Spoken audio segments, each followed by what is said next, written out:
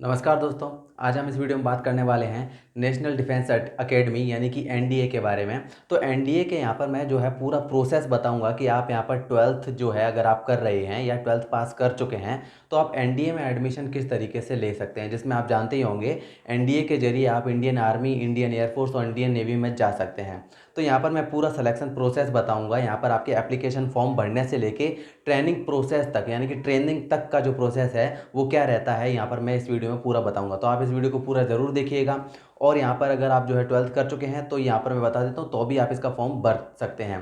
तो सबसे पहले तो मैं बात करता हूँ कि एनडीए का जो फॉर्म होता है यानी कि ये एनडीए का जो एग्ज़ाम होता है वो एग्ज़ाम करवाता कौन है। तो सबसे पहली बात तो ये कि एनडीए का एग्ज़ाम यूपीएससी करवाती है, यूनियन पब्लिक सर्विस कमीशन, जिसका आपने नाम सुना ही होगा। तो ये एग्ज़ाम करवाती है इसका, और जिसका एग्ज़ाम साल में 2 बार होता है। और इसके लिए कम से कम यहाँ पर जो है 2 बार इसका नोटिफिकेशन निकाला जाता है साल में, और उसके बाद यहाँ पर इसका प्रोसेसिंग जो है वो चलती है।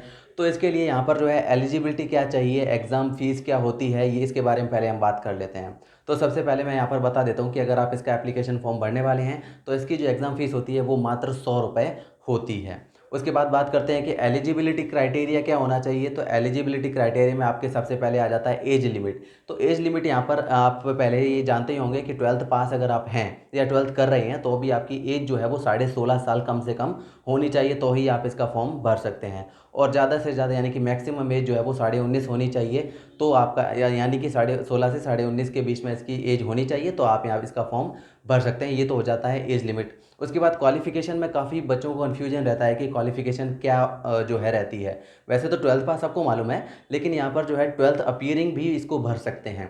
ट्वेल्थ पास के साथ साथ अगर आप ट्वेल्थ क्लास में हैं और आपके एग्ज़ाम होने वाले हैं या हो चुके हैं तो आप इसका फॉर्म भर भर सकते हैं। आपको रिजल्ट का इंतज़ार करने की ज़रूरत नहीं है। उसके बाद काफ़ी सवाल ये होता है कि यहाँ पर जो है साइंस मैथ्स के तो इसमें भर ही सकते हैं, कोई प्रॉब्लम नहीं होती है। लेकिन क्वेश्चन ये भी होता है कि साइंस कॉमर्स के भर सकते हैं क्या, वो कॉमर्स के स्टूडेंट भर सकते हैं, आर्ट्स के स्टूडेंट भर सकते हैं या नहीं, और साइंस बायोलॉजी जिन्होंने ली हुई है वो फॉर्म भर सकते हैं या नहीं भर सकते हैं। तो सबसे पहले इसके बारे में बात कर लेते हैं। यहाँ पर ये इंपॉर्टेंट पॉइंट है, काफ़ी कन्फ्यूजन रहता है इसमें।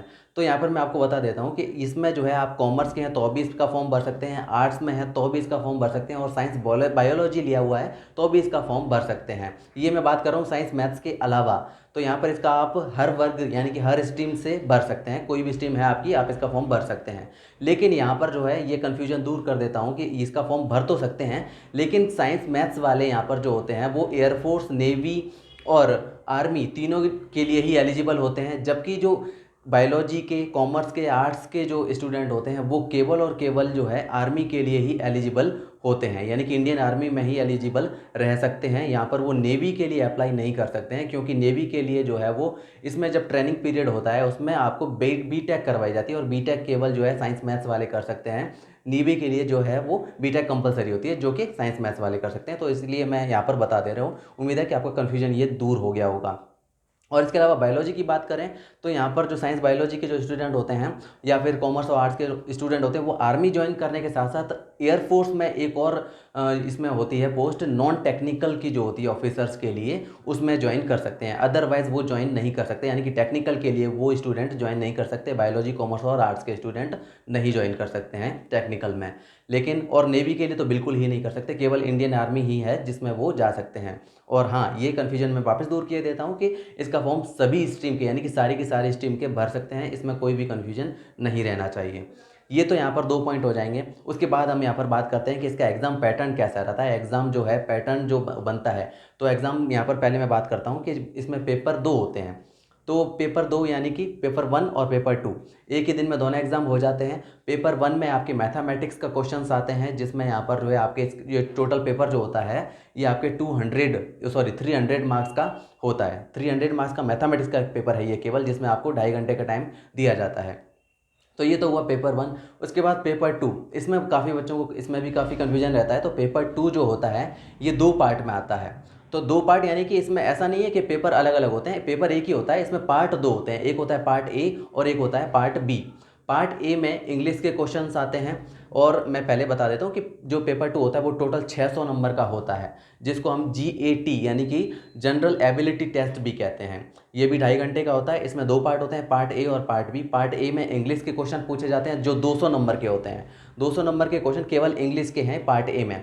फिर पार्ट बी में इसके काफ़ी सारे सेक्शन होते हैं जिसको मैं आपको यहाँ पर बता देता हूँ। तो पार्ट ए में यहाँ पर 6 सेक्शन होते हैं टोटल। तो सेक्शन ए में यहाँ पर आपकी फ़िज़िक्स आ जाती है। फिज़िक्स में यहाँ पर जो है फिज़िक्स जो होती है आपके, इसमें जो परसेंटेज ऑफ मार्क्स होते हैं ये होते हैं आपके 25%, जिसमें आपके 100 नंबर का फिज़िक्स हो जाता है। सेक्शन बी में केमिस्ट्री 15% यानी कि 60 मार्क्स का हो जाता है। और सेक्शन सी जनरल साइंस यानी कि 10%, ये 40 मार्क्स का रहता है। सेक्शन डी में हिस्ट्री ऑफ फ्रीडम मूवमेंट होते हैं जिसमें 80 मार्क्स का ये पेपर है, सेक्शन है। और सेक्शन ई में ज्योग्राफी के क्वेश्चन होते हैं जो 20% रहता है, ये 80 मार्क्स का हो जाता है। और सेक्शन एफ में यहाँ पर जो है करंट इवेंट्स रहते हैं यानी कि करंट अफेयर्स जिसको बोलते हैं, ये 10% रहते हैं यानी कि 40 मार्क्स। तो सेक्शन ए से लेकर सेक्शन एफ तक जब आप इसका टोटल करेंगे तो 400 मार्क्स का जो है वो पार्ट बी होता है। तो इस तरीके से जो पेपर 2 होता है वो टोटल 600 नंबर का होता है। ये तो यहाँ पर जो है बात हो गई पेपर 2 की, यानी कि पेपर 1 और पेपर 2 की दोनों की बात बता दी है मैंने। तो ये कन्फ्यूजन यहाँ पर आपके दूर हो गया होगा। उसके बाद आगे बात करते हैं कि अगर आप पेपर क्लियर कर लेंगे तो उसके बाद जो पेपर क्लियर करने के बाद जो है आपके इंटरव्यू वाला फेज़ आता है, यानी कि जो काफ़ी पॉपुलर है, आप जानते होंगे SSB। यहाँ पर जो है सर्विस सिलेक्शन बोर्ड, जिसका ना पूरा नाम है सर्विस सिलेक्शन बोर्ड। आप जानते होंगे इसका जो इंटरव्यू होता है वो 5 दिन तक चलता है। तो यहाँ पर इसकी थोड़ी डिटेल मैं बता देता हूँ यहाँ पर आपके लिए। तो इसमें यहाँ पर जो है 2 स्टेज होती हैं। स्टेज 1 होता है 1 दिन का, जिसमें यहाँ पर आपकी OIR यानी कि ऑफिसर्स इंटेलिजेंस रेटिंग होती है, और PPNDT जिसको हम picture perception and description test भी बोलते हैं, ये पहले दिन हो जाता है। इसमें यहाँ पर जो स्टूडेंट सेलेक्ट होते हैं वो सेकेंड स्टेज में यानी कि स्टेज 2 में सेलेक्ट होते हैं और स्टेज 2 के लिए एलिजिबल हो जाते हैं। उसके बाद स्टेज जो 2 होता है वो 4 दिनों तक चलता है, जिसमें यहाँ पर इसके आपके इंटरव्यू होता है जो कि इंटरव्यूइंग ऑफिसर लेता है। उसके बाद ग्रुप टेस्टिंग ऑफिसर टास्क होता है जो आपके ग्रुप टेस्टिंग ऑफिसर लेता है, और साइकोलॉजी टेस्ट और कॉन्फ्रेंस होती है जो कि आपके साइकोलॉजिस्ट लेता है। तो ये स्टेज 2 होता है। अगर आप इसका पूरा वीडियो अलग से चाहते हैं तो आप मेरे को कमेंट में ज़रूर बताइएगा, ताकि मैं यहाँ पर जो है SSB का पूरा जो है प्रोसेस अलग से आपको पूरे डिटेल में बता दूंगा। उसके बाद यहाँ पर जो है अगर आप SSB क्लियर कर लेते हैं तो उसके बाद आपके होता है मेडिकल टेस्ट, मेडिकल फिटनेस, क्योंकि आप जानते हैं फोर्स है तो उसमें मेडिकल फिटनेस बहुत ज़्यादा ज़रूरी होती है। तो मेडिकल फिटनेस में यहाँ पर आपके जो है पहले केवल मैं हाइट वगैरह के बारे में बता देता हूँ कि मेडिकल फिटनेस में आपके जो हाइट वगैरह चेक होती है। तो हाइट आपके जो है अगर मेल हैं अगर आप, तो यहाँ पर हाइट आपके 157 सेंटीमीटर होनी चाहिए, और अगर फीमेल हैं तो 152 सेंटीमीटर होनी चाहिए। इसके अलावा जो ईस्टर्न एरियाज़ के जो लोग होते हैं मेल और फीमेल, उनके लिए जो है हाइट क्राइटेरिया अलग रहता है, आप उसको नोटिफिकेशन में भी देख सकते हैं। इसके अलावा यहाँ पर जो है विज़न आपका जो है मतलब आँखों की जो विज़न है वो सही होना चाहिए, इसमें 6x6 का होना चाहिए, चश्मे के बिना भी और चश्मे के साथ भी, ये विज़न होना चाहिए आपका। उसके बाद लास्ट पार्ट आ जाता है ट्रेनिंग का। ट्रेनिंग में यहाँ पर आप जानते ही होंगे कि 12th के पास के लिए है, तो इसका मतलब यहाँ पर जो ट्रेनिंग होती है वो 3 साल का प्रोसेस रहता है। 3 साल तक आपकी ट्रेनिंग चलती है, जिसमें आपको पढ़ाई भी करवाई जाती है, यानी कि ग्रेजुएशन भी करवाई जाती है, यानी कि BSc BCom BA जो भी आप करना चाहते हैं ये करवाया जाता है। और साथ में जो BTech करना चाहता है वो BTech भी कर सकता है। तो BTech करने वाले स्टूडेंट को BTech करवाया जाता है, BSc करने वाले BSc करते हैं, और इसके अलावा भी 2 स्ट्रीम है वो जो स्टूडेंट चाहता है उसको करवाया जाता है 3 साल के लिए।